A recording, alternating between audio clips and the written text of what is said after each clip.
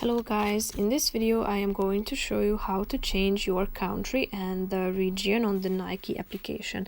But first I just want to mention, don't forget to subscribe to my channel, because at 10,000 subscribers I am going to show you my whole YouTube revenue statistics and growth strategy, how to make money online. So let's jump into it.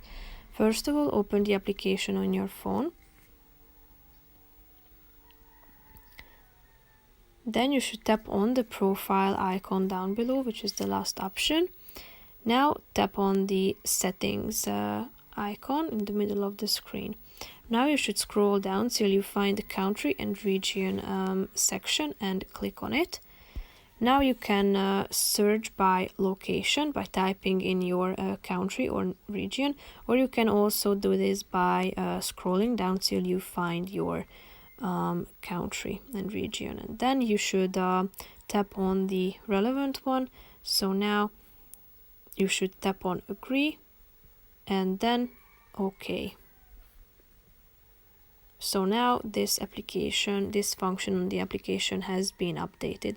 So that's pretty much it for this video. I hope you found it helpful. If you did, consider subscribing and see you in the next video. Bye bye.